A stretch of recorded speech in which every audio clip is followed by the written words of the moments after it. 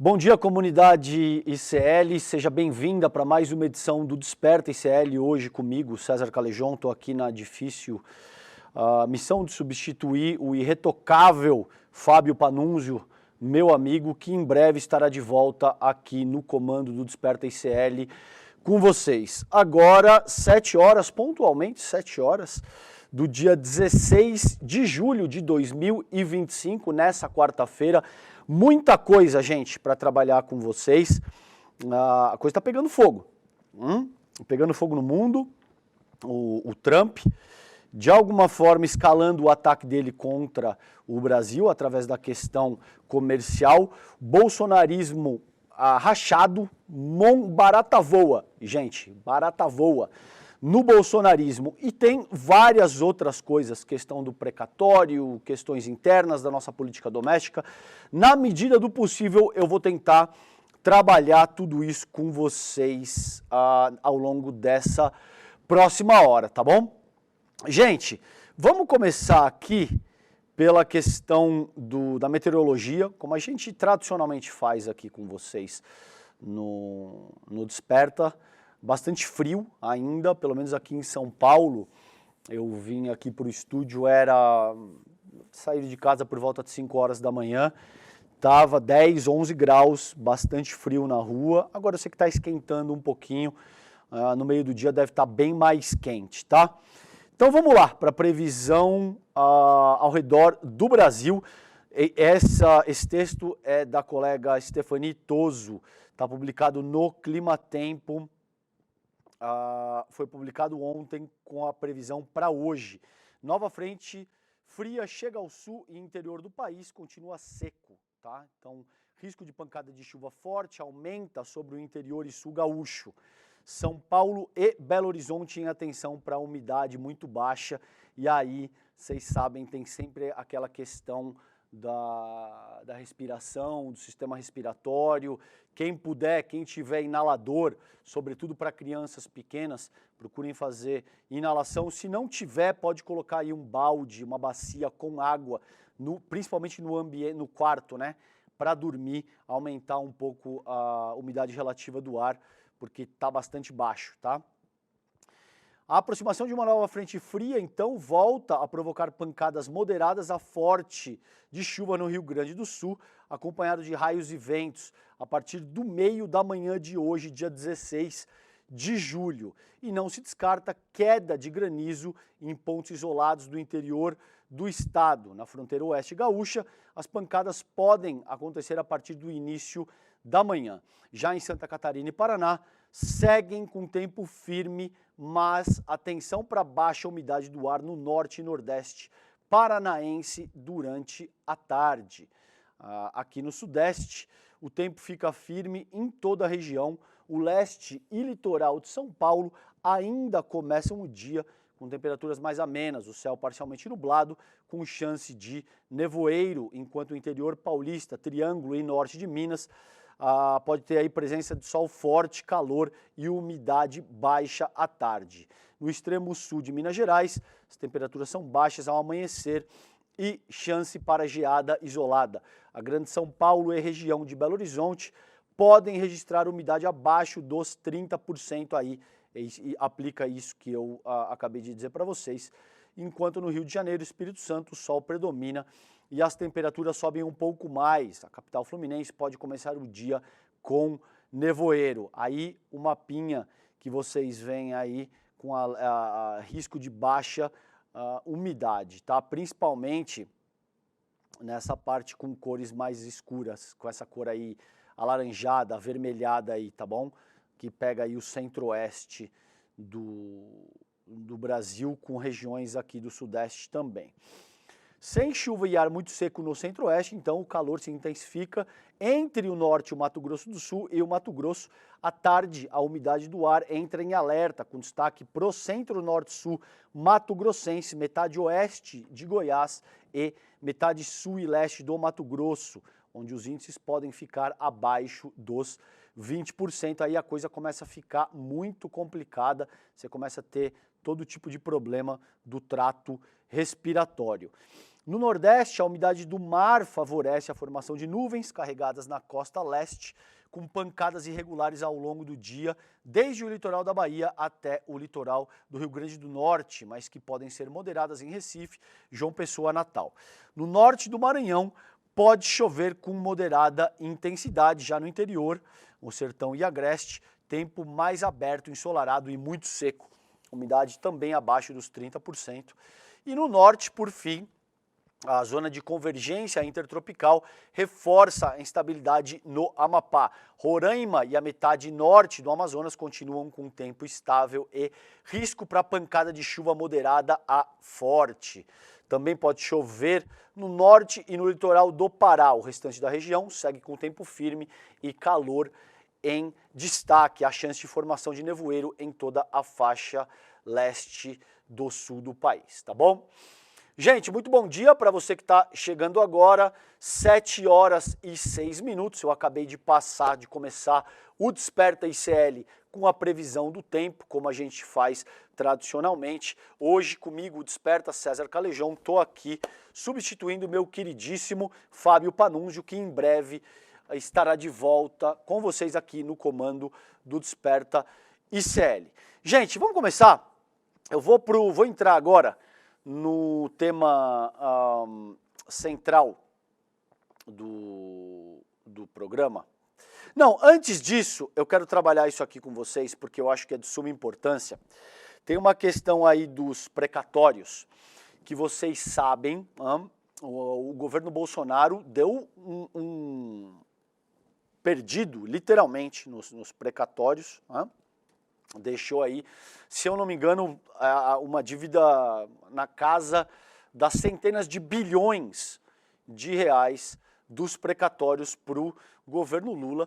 E aí a gente tem, é isso que eu vou trabalhar com vocês nesse momento, o texto da colega Amanda Freitas no UOL, que foi publicado ontem, dia 15 de julho, 9 horas e 20 minutos. Precatórios, Câmara aprova PEC, emenda à Constituição, por 367 votos a 97 e tira despesa da meta, o que é uma vitória para o governo Lula nesse contexto. Tá? Vamos entender o que está acontecendo aqui, porque isso aqui é bastante importante, gente. A Câmara dos Deputados aprovou hoje, em segundo turno, o texto da PEC 66, que tira os precatórios, dívidas do Executivo. Como vocês sabem, precatórios é isso, quando você move, por exemplo, qualquer tipo de ação contra a União e ganha, gera-se uma dívida que o Estado tem que honrar. E isso é o precatório. Então, dívidas do Executivo para as quais não cabe mais recurso. Isso foi retirado da meta fiscal. A proposta também cria um mecanismo de transição para o governo quitar esses valores. Então, como a gente já disse aí, 367 a favor, 97 contra. Uma PEC precisa de 3/5 dos votos dos 513 deputados, ou seja, 308 votos na Câmara. Vocês sabem também, eles estão querendo mudar o número total de 513 para 531. Existe uma pressão para que o Lula vete isso, principalmente num momento em que existe uma pressão para que, de fato, ocorra uma taxação dos bilionários. A gente está com um movimento muito forte aqui, o Somos 99%, vou falar disso ainda hoje. A última vez que eu chequei ontem à noite, a gente já estava com mais de 412, 413 mil assinaturas. Não é brincadeira, tá? Assinatura mesmo, o cara tem que botar ali o CPF dele. É o maior abaixo assinado dos últimos tempos em todo o país. E o ICL está articulando, sobretudo o Edu Moreira está articulando para transformar o manifesto do Somos 99% em medidas práticas, reais, que tenham um potencial grande de transformação social. Se vocês não assinaram ainda, assinem 99%.com.br, está aqui, ó, 99, o numeral, por cento, por extenso, .com.br.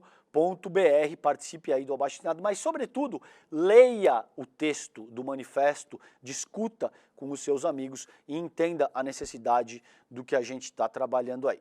Bom, de volta para a notícia aqui, a Câmara rejeitou todos os destaques e concluiu a aprovação da PEC ontem, hoje já, tá? Nos 10 primeiros minutos desse dia 16 de julho. O presidente da Câmara, Hugo Motta, pediu ao presidente do Senado, o Davi Alcolumbre, para pautar o texto ainda hoje no Senado, na Casa Alta, tá bom? Ainda nessa quarta-feira. A União, então o governo federal, nessa ocasião, ganha, mas não só, porque isso pode mudar, pode cair, pode estar, a chefia do executivo pode estar nas mãos de outro grupo político, inclusive isso também se aplica.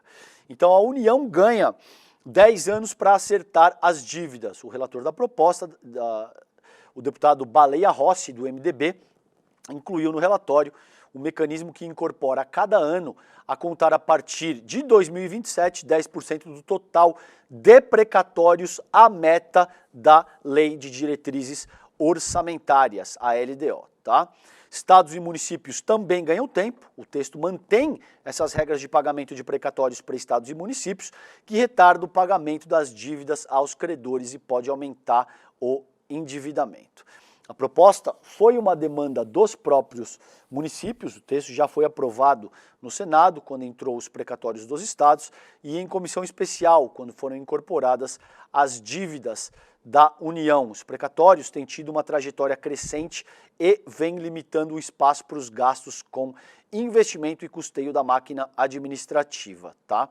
Chamados de discricionários no orçamento federal, ou seja, acaba limitando a possibilidade que o governo tem no sentido de empregar recurso para avançar o seu projeto, que é efetivamente o projeto de país que foi eleito através da soberania do voto popular. O Haddad, o ministro da Fazenda, defendeu a proposta, abre aspas para ele, estão encontrando uma forma para que o próximo governo não tenha que enfrentar os problemas que o nosso teve que enfrentar com o calote do Bolsonaro, diz o Haddad, a herança do governo Bolsonaro, seguindo o texto aqui, em 2021, o Congresso aprovou uma PEC que postergou o acerto do rombo bilionário. Depois, isso durante o governo Bolsonaro, depois o STF julgou a proposta inconstitucional quando Lula assumiu no ano retrasado, em 2023, havia mais de 140, esse é o número certo, tá?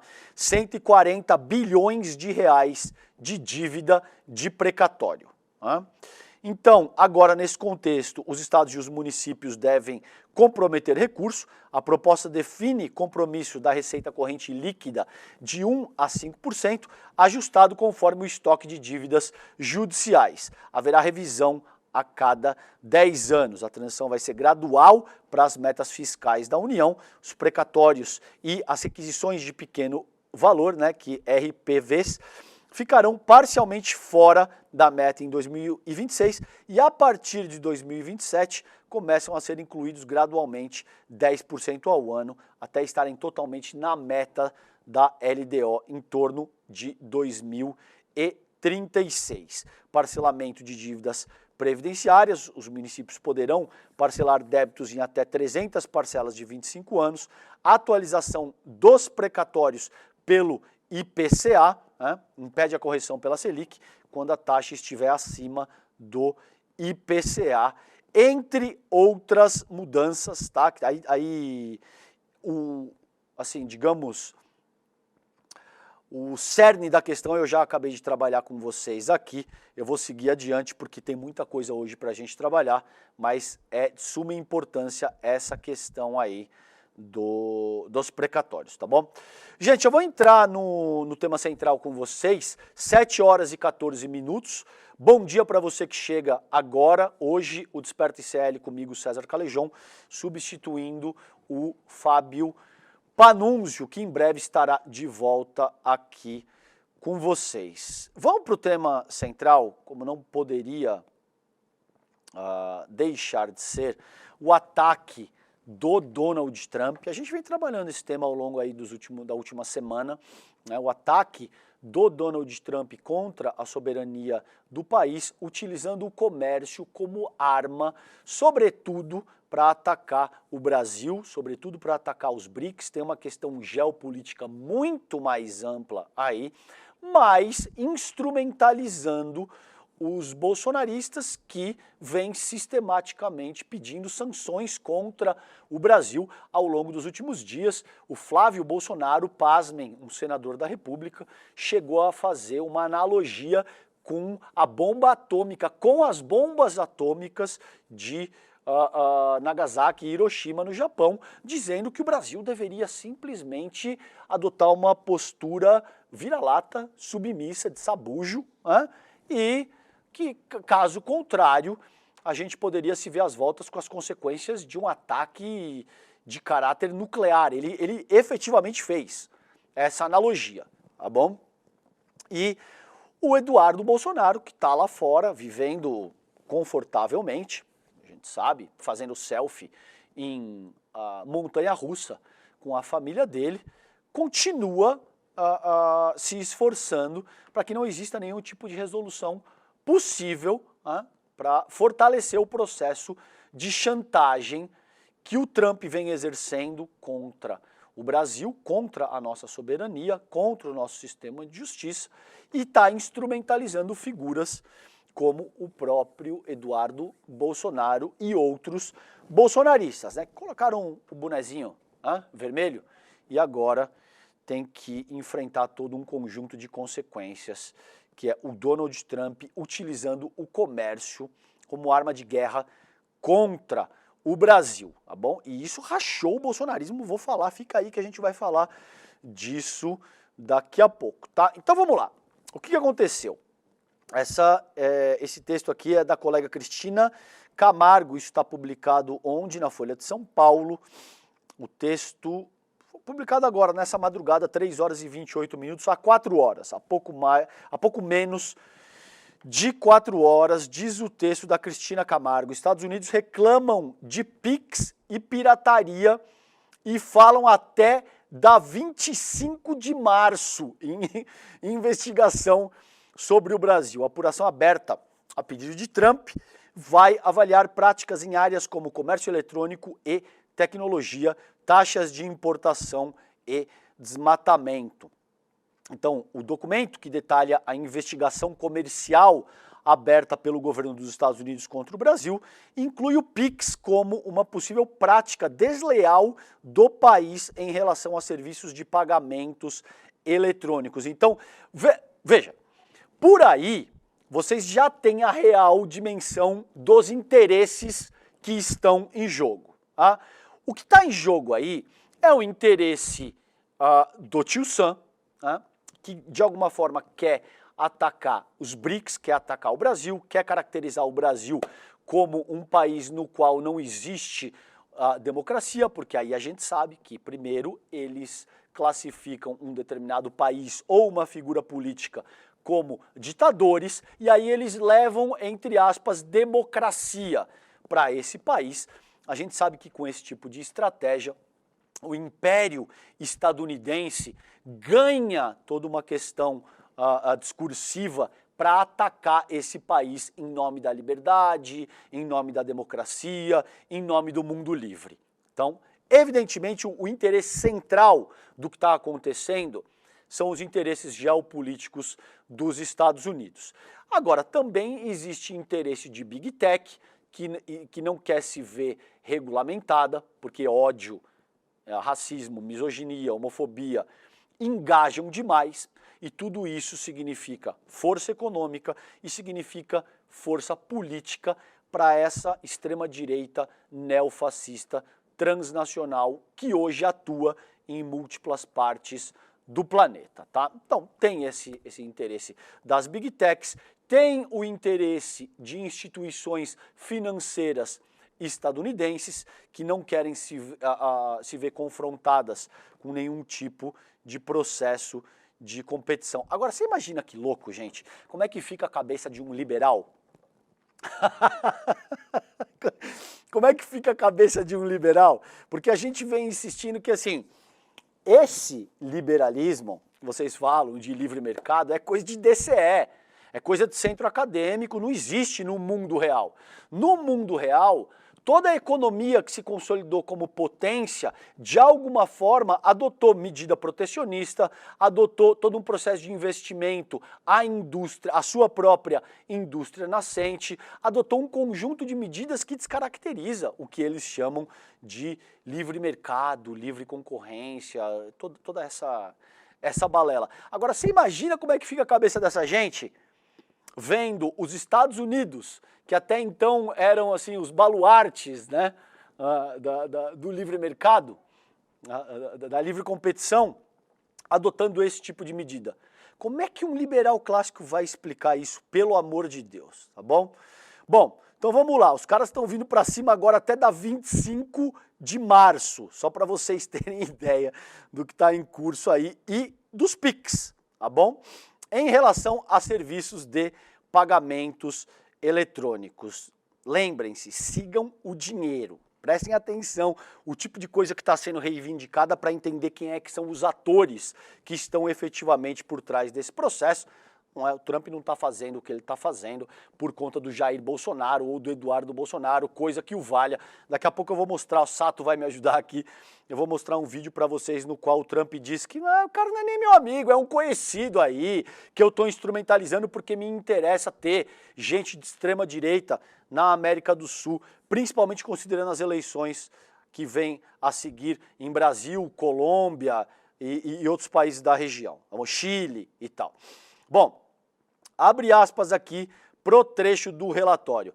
O Brasil também parece se envolver em uma série de práticas desleais com relação a serviços de pagamento eletrônico, incluindo, entre outras, a promoção de seus serviços de pagamento eletrônico desenvolvidos pelo governo. Agora, é santa paciência. É uma nação estrangeira que vai ditar se a forma como a gente se organiza enquanto nação utilizando uma determinada forma de pagamento é desleal ou não. É desleal com quem? Que loucura isso. Bom, a apuração a cargo do Escritório do Representante do Comércio dos Estados Unidos vai avaliar práticas do Brasil em áreas como comércio eletrônico e tecnologia, taxas de importação e desmatamento, segundo o comunicado divulgado nesta terça-feira, ontem. Tá? Dia 15. Bom, então, mais uma aspas para a nota do Jamieson Greer, que é o representante dos Estados Unidos para o comércio. Sob o comando do Trump, eu abri a investigação sobre os ataques do Brasil às empresas de rede social estadunidenses e outras práticas comerciais injustas. Ou seja, o que a administração Trump está considerando como prática injusta é o esforço do Brasil, através do seu sistema de justiça, através de debate público, de impedir que a gente tenha conteúdo que remeta à automutilação, à pornografia infantil, à tentativa de golpe de Estado, mensagens e conteúdos que incitem golpe de Estado, porque é disso que se trata. Se a gente está falando de golpistas como Alan dos Santos, Rodrigo Constantino, gente que sistematicamente utilizou as suas redes sociais para cometer crime. É disso que a gente está falando, tá bom? Quando você usa o teu espaço para incitar um golpe de Estado contra o Brasil, isso não é um posicionamento político válido, não é a sua opinião.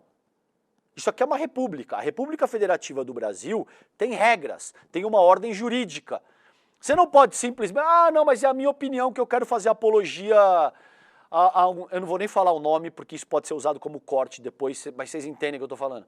Eu quero fazer apologia a um regime totalitário que tinha o senhor do bigodinho no século passado. Não, você não tem essa prerrogativa nessa nação.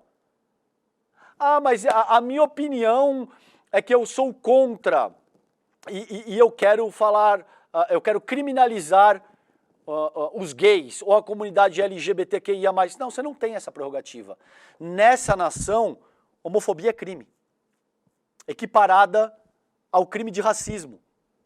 Você não pode sair na rua ou acordar de manhã e simplesmente falar, ah, mas ó, é minha opinião, você tem que respeitar.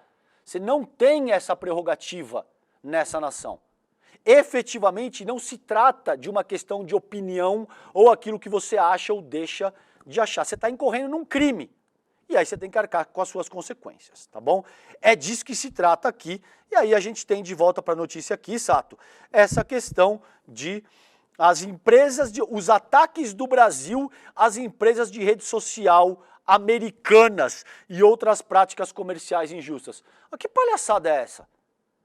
Então agora a gente vai ter que organizar o arranjo social brasileiro com base no que dizem as big techs, com base naquilo que o Donald Trump entende ser liberdade de expressão, com base na primeira emenda estadunidense. Negativo. O Brasil é um país soberano e essa gente vai ter que respeitar o Brasil de qualquer forma, tá bom? Bom, o documento cita também a rua 25 de março, perdão. O documento cita, deixa eu tomar uma água aqui, que isso aqui acabou comigo, vamos lá.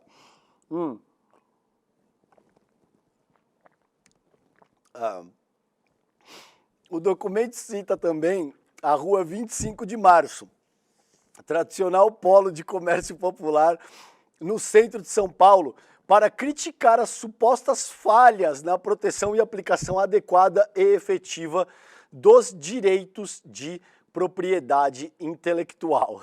Então, 25 de março permanece há décadas como um dos maiores mercados de produtos falsificados, apesar de operações direcionadas para a área, diz o texto do documento.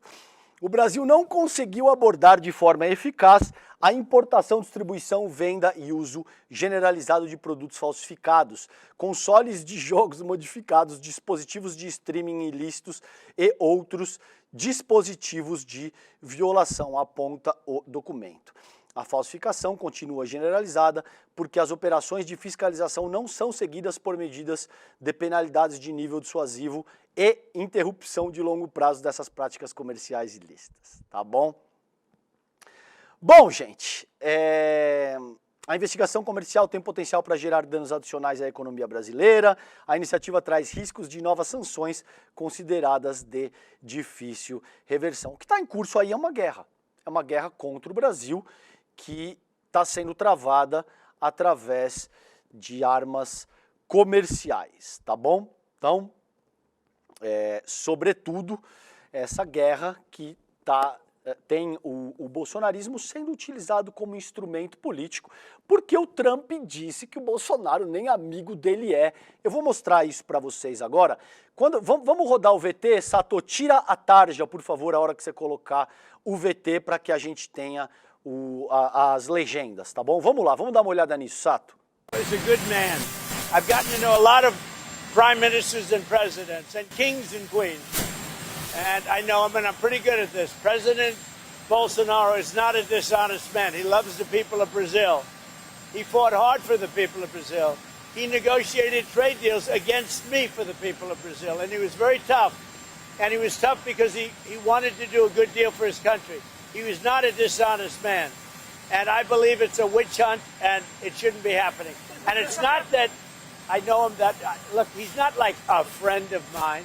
He's somebody that I know, and I know him as a representative of millions of people, Brazilians. They're great people, and he loves the country, and he fought hard for those people, and they want to put him in jail. And I think that's a witch hunt, and I think it's very unfortunate. And nobody's happy with what Brazil is doing, because Bolsonaro was a respected president. Bom, tá aí. Veja, em inglês, quando alguém diz assim, somebody that I know, quer dizer o seguinte, não é nada, é alguém que eu conheço. Aí o Bolsonaro diz que ama o Trump. Ô Sato, feche seu retorno, por favor, querido, que eu fico ouvindo. Obrigado. O Bolsonaro diz que ama o Trump. Trump, I love you. E o Trump respondeu, somebody that I know. Assim. Ai, perdão, tá difícil de me controlar hoje aqui, mas é isso, o cara diz que ama, eu amo o Trump e os Estados Unidos, e o Trump responde, é alguém que eu conheço aí, é um cara muito duro na negociação comigo, inclusive super. Tá? O Bolsonaro, para vocês compreenderem o quão duro ele foi com o Trump fez uma promessa de que indicaria durante o desgoverno Bolsonaro, de que indicaria o Brasil para ingresso na OCDE, que é uma questão super controversa.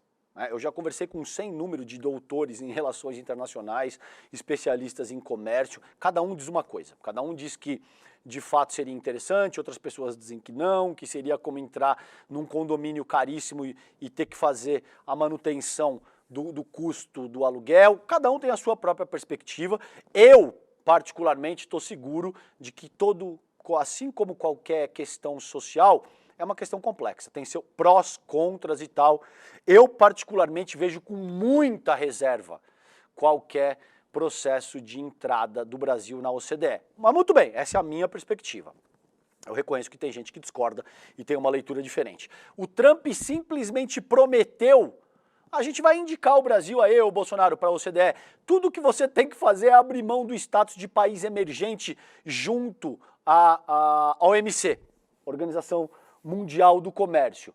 E aí, uma série de benefícios atrelados a esse status de emergente, melhores prazos, melhores condições e tal. O Bolsonaro nem pestanejou, abriu mão, durante o desgoverno dele, do status de emergente. E depois o Mike Pompeo foi lá e falou que indicava a Argentina. Tomou uma volta dos estadunidenses. O Jair Bolsonaro não conseguiu um único benefício.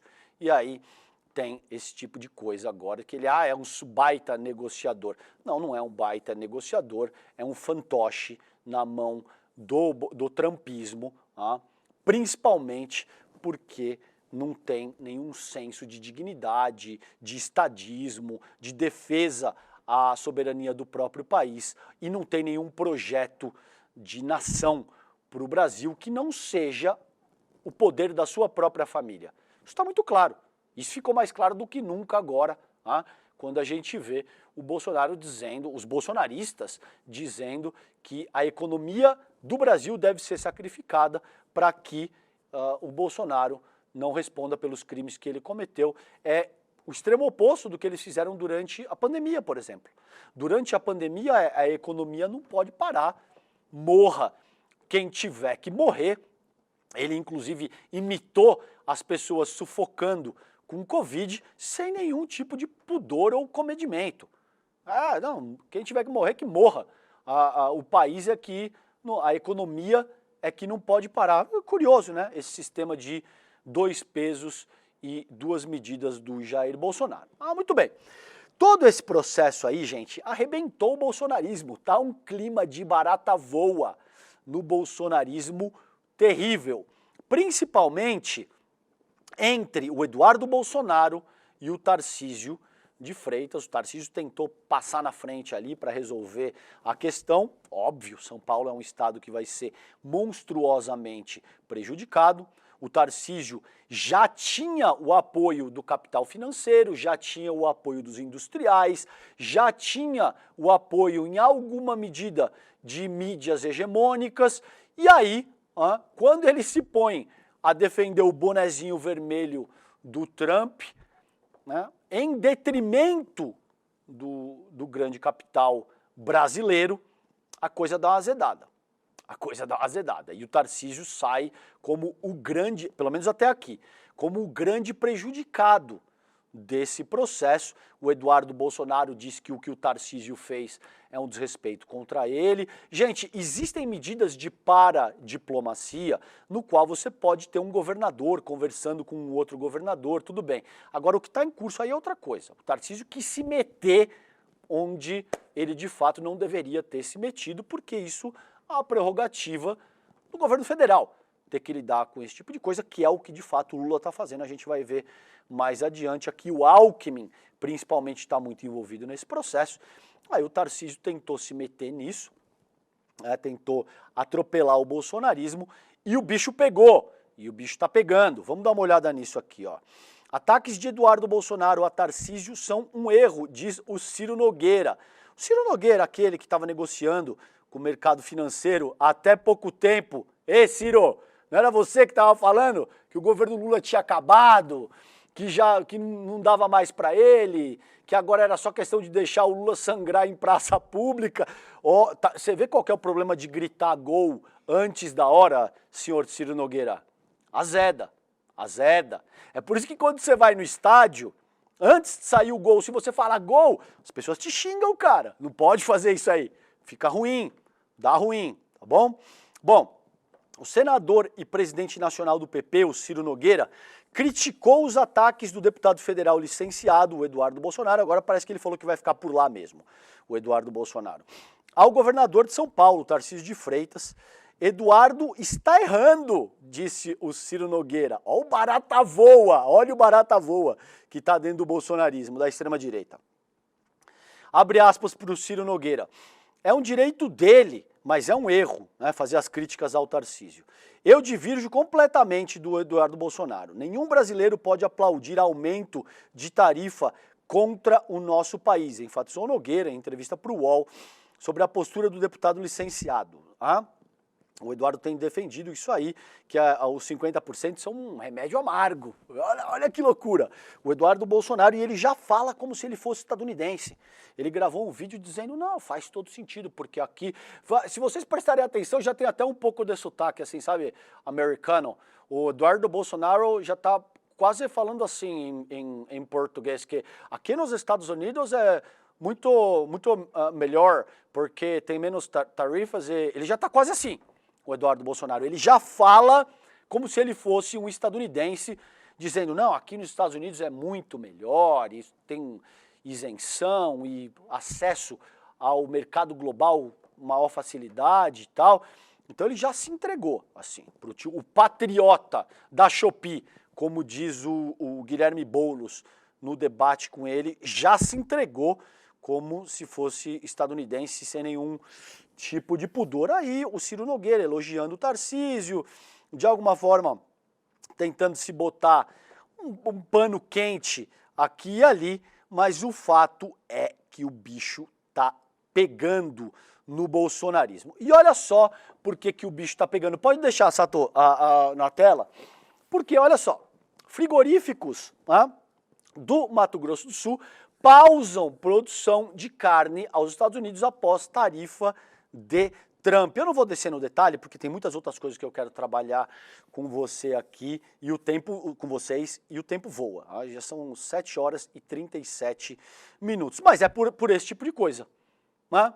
Você vai ter todo tipo de empresário, e não só os industriais. Você vai ter o grande capital financeiro, você vai ter mídia hegemônica, você vai ter todo mundo que efetivamente manda no Brasil. Esse sistema que no nosso último livro a gente chama de extrativo agrofinanceiro, achando péssimo isso. Porque você imagina que se envolver de forma ideológica numa questão é uma coisa. Eu odeio o Lula, os Petralha, tem que acabar com o Bolsa Família, tem que acabar com o BPC, tem que continuar dando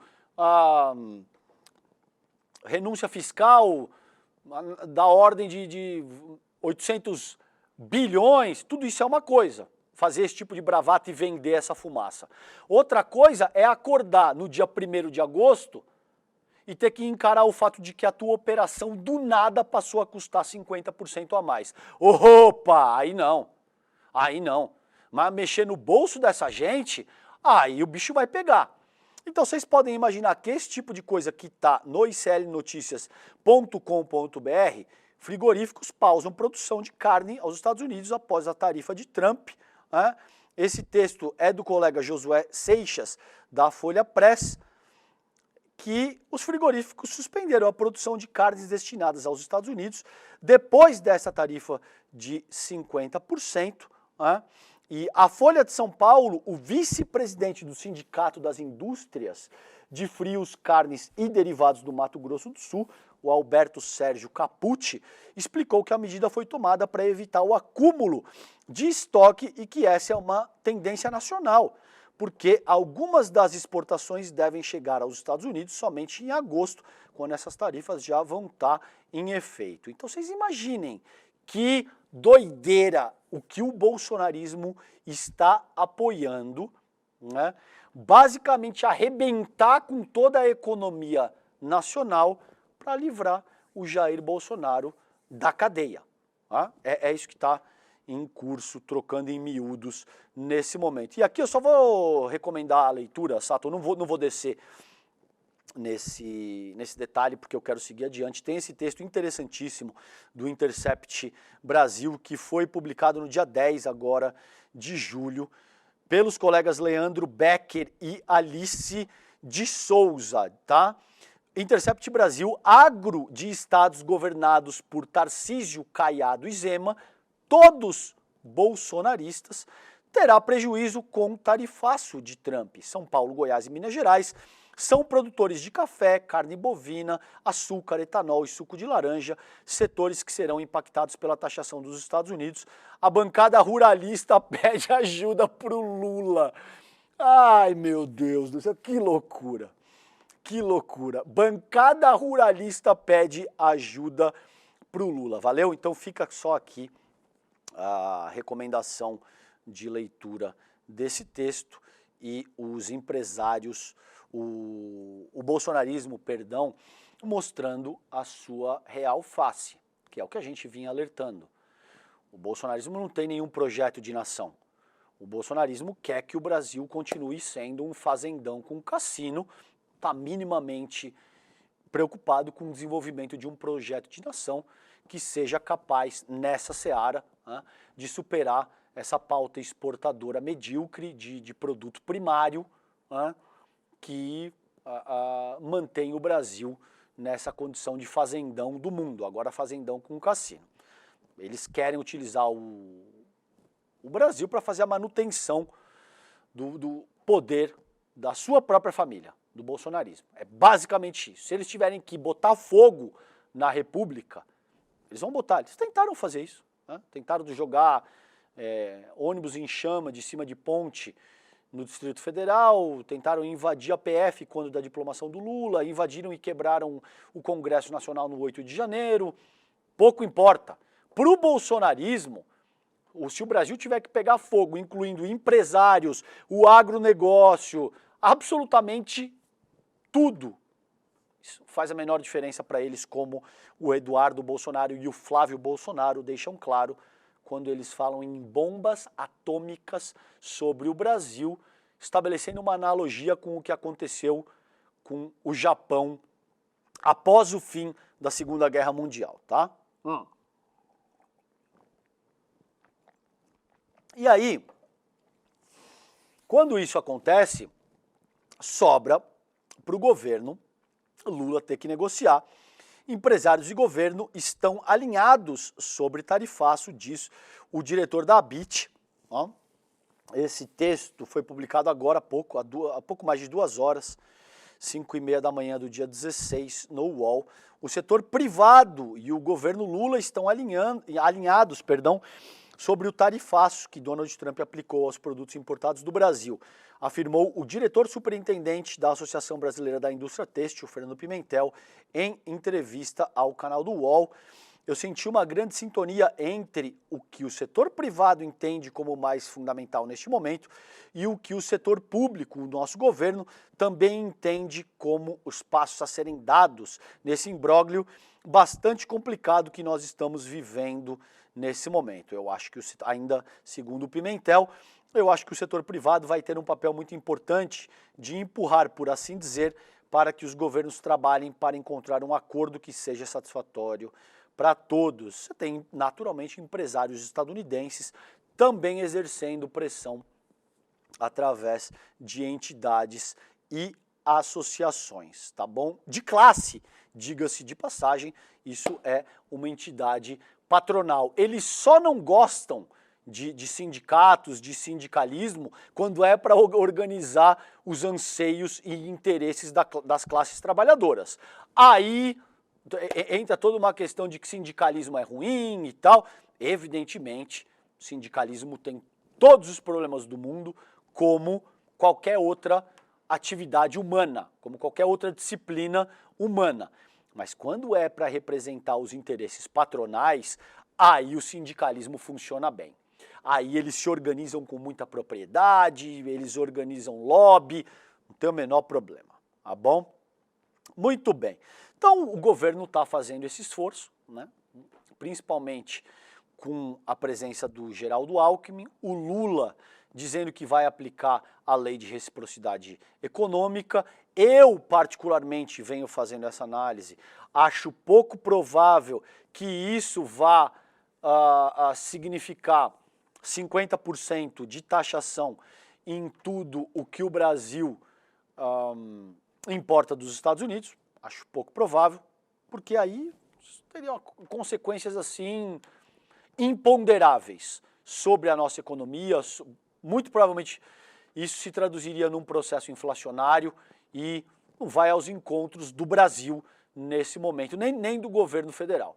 Então, é capaz, a gente entrevistou a Juliane Furno ontem aqui, eu venho conversando com outros economistas, é capaz que o governo brasileiro vai utilizar a patente dos remédios, pode utilizar questões relacionadas a Big Techs e pode utilizar questões que são sensíveis para o governo estadunidense, porque aí você vai ter o grande capital estadunidense e que atua de forma transnacional, exercendo algum tipo de pressão contra o Donald Trump, o que já está acontecendo.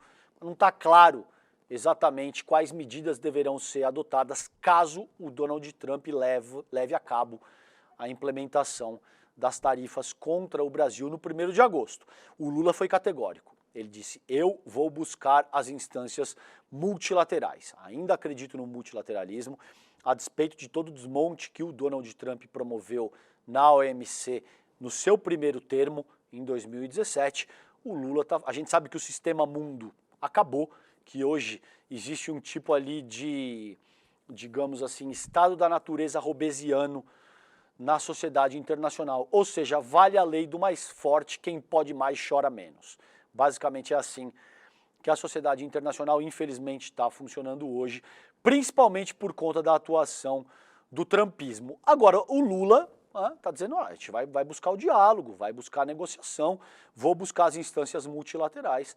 Caso isso não seja possível, eu vou aplicar a lei da reciprocidade econômica, mas eu particularmente acredito que isso deve ser organizado com bastante prudência e de uma forma a não prejudicar ainda mais a própria economia nacional, tá? Então o governo está aí às voltas com esse processo.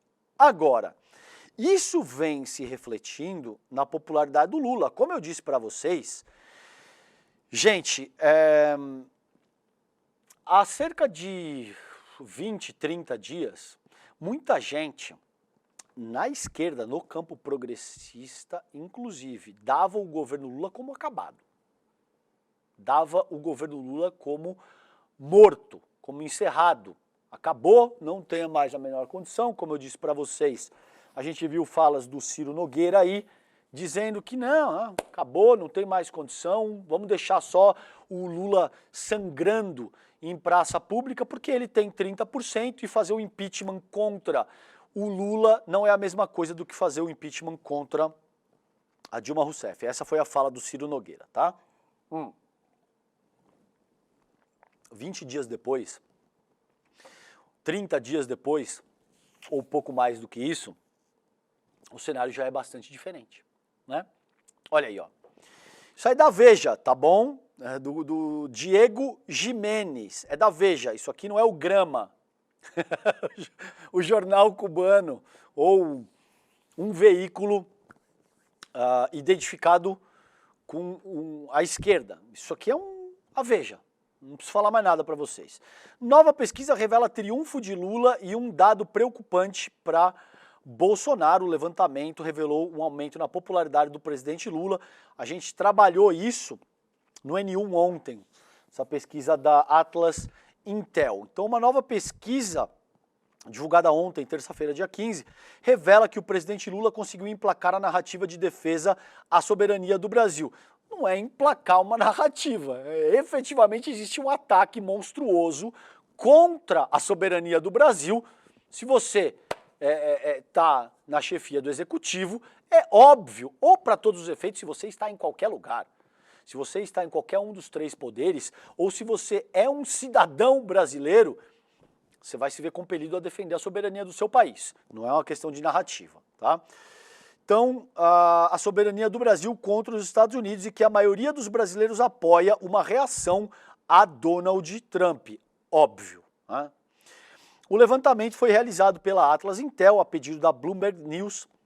A pesquisa mostra que 51,2% apoiam uma retaliação aos Estados Unidos e que 40,9% são contrários, o que é um número bastante alto ainda, né? Porque o que essa gente espera? Que a gente vá ser tutelado por uma nação estrangeira, qualquer que seja a nação estrangeira, e vamos, sim senhor, o senhor não gostou que a gente está usando Pix, porque de fato a gente tem que usar só cartão de crédito Visa, então tudo bem, acaba com o Pix. O senhor não gostou que estamos julgando um canalha que tentou dar um golpe de Estado no Brasil, orquestrando um plano para matar autoridades da República, o punhal verde e amarelo, então tudo bem, a gente vai soltar ele e vamos construir uma casinha linda para ele aqui em Fernando de Noronha, para ele ficar vivendo uma vida num paraíso tropical. É isso que essa gente espera? Que brincadeira é essa? Bom, então não precisa de um sistema... Fala, Sato, você quer falar comigo? Oi. Mandou uma atualização. Tem atualização, Sato? Qual que é a atualização? Vamos lá. Deixa eu dar uma olhada aqui. Então, o Sato está me falando aqui que a Helga Simões me mandou uma atualização para eu ver aqui com vocês. O Felipe Nunes mandou, mas tudo bem, eu não vou descer no detalhe, eu vou deixar para trabalhar isso no N1, gente, porque tem uma atualização que a gente vai ver no N1. Eu tenho só 9 minutos aqui de programa e, fundamentalmente, o meu objetivo principal nessa ocasião é mostrar como as tarifas do Trump arrebentaram o bolsonarismo, que está profundamente rachado, e de alguma forma incrementaram a posição do Lula, que estava numa situação bastante difícil. A gente vai ver exatamente as atualizações dessa pesquisa. Eu já vi aqui que é um post, acho que do Felipe Nunes, né, Sato, é isso? Tá. Então é isso, a gente vai ver no N1 daqui a pouquinho, porque eu tenho só 8 minutos para terminar aqui com vocês o Desperta de hoje. Gente, vamos lá para a próxima notícia, Sato. É o seguinte, o PT pede suspensão cautelar e cassação do mandato de Eduardo Bolsonaro. O líder da bancada, que é o Lindenberg Farias, protocolou ontem um requerimento à mesa diretora da Câmara pedindo a adoção de medidas contra o deputado licenciado Eduardo Bolsonaro. E, gente, olha só, a questão aqui não é uma defesa no nível partidário ou sequer no nível ideológico, tá? Agora, é curioso como figuras como o Eduardo Bolsonaro podem deixar o país, conspirar ativamente contra a própria pátria, o que eu entendo significar um crime de lesa pátria, um crime contra a soberania do Brasil, nos artigos 359. Não acontece absolutamente nada com esse cara. A gente viu, por exemplo, Carla Zambelli, mesma coisa, a Zambelli se gravou. Ela registrou a própria fala dela no qual ela pede um golpe de Estado aos generais 4 estrelas, dizendo, salvem as nossas almas, generais. E não acontece nada. E aí a gente tem deputados e quadros à esquerda que são punidos por motivos infinitamente menos graves do que isso. Então, é claro o que está acontecendo aí. Então, o Lindenberg protocolando pedido de cassação do mandato do Eduardo Bolsonaro. Bom, se o que o Eduardo Bolsonaro fez não é o suficiente para ensejar cassação do mandato de um parlamentar eleito, esse cara foi eleito para representar os interesses do povo brasileiro. Aí ele vai para uma nação estrangeira e começa ativamente a conspirar contra a própria pátria. Vocês podem imaginar o que aconteceria com um congressista estadunidense? Vocês imaginem isso, que fosse, sei lá, para a Rússia e começassem a incitar o Kremlin e outras nações estrangeiras contra os Estados Unidos? Vocês podem imaginar o que ia acontecer aí, né? Bom, então, vamos ver. Eu sou bastante descrente no que diz respeito a esse tipo de coisa, mas vamos ver o que acontece aí, gente. Olha só, 5 minutinhos, eu só quero deixar registrado aqui com vocês temas importantes. Esse aqui, Sato, é do Poder 360. PT apresenta projeto para limitar supersalários de funcionários públicos, tá? O Lindbergh Farias também quer reduzir penduricalhos que elevam remunerações acima do teto constitucional dos ministros do STF. O teto constitucional hoje é de R$ 46.366, mas existe tudo o penduricalho, auxílio isso, auxílio paletó, auxílio aquilo. Tem gente que chega a ganhar mais de R$ 1 milhão, tá bom? E isso é imoral. Isso é tão imoral que a gente está com um movimento fortíssimo dos Somos 99% ao encontro do que o PT está fazendo nessa ocasião. Ó. Leia o manifesto do 99%, assine. A gente já tem mais de 414 mil assinaturas, isso já deve estar para além disso nesse momento. O site é 9999 numeral %porextenso.com.br. Assine, leia o conteúdo do manifesto. É absolutamente direto, objetivo. É muito difícil discordar de um único ponto do que está ali, tá bom? Porque trata, sobretudo, com esse tipo de coisa. Taxação de grandes fortunas, que o limite constitucional dos salários seja respeitado. O Eduardo está trabalhando ativamente para montar uma estrutura que seja capaz de oferecer transparência para a nossa população, a gente, na forma, considerando como vota cada deputado, cada parlamentar, a gente vai ver muito mais disso a seguir. Esse é um movimento que está com muita força, então eu os convido a assinar, tá bom? E aí, gente, nos 3 minutinhos finais, eu quero deixar isso aqui registrado, olha só. Bolsonaro condenado terá vitória se ganhar prisão domiciliar, diz o professor Marcelo Crespos, por questão de probidade intelectual. Eu quero fazer só esse registro aqui, porque é algo que eu venho insistindo também de forma sistemática. O Collor já abriu esse precedente, tá cumprindo pena num apartamento de 600 metros quadrados de frente para a orla.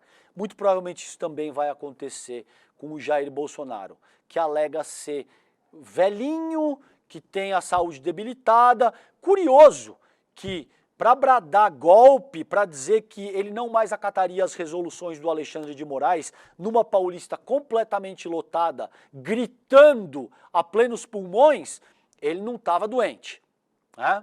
Ele não estava doente. O Lula foi preso, se eu não me engano, com 71, 72 anos, num processo viciado, com um juiz parcial que a Corte Constitucional do país reconheceu como parcial a posteriori. Não é a minha opinião. O Lula nunca falou nada de anistia, nunca se fez de vítima doente que não poderia ser preso porque estava velho demais, tá bom? Agora, veja o nível da fibra moral ou da ausência de fibra moral do Jair Bolsonaro.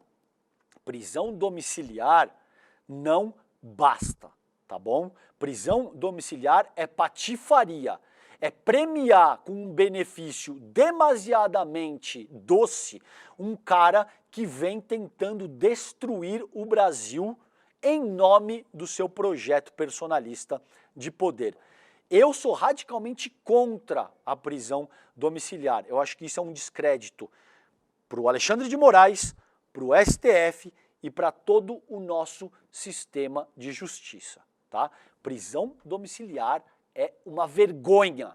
Então eu quero deixar isso registrado aqui.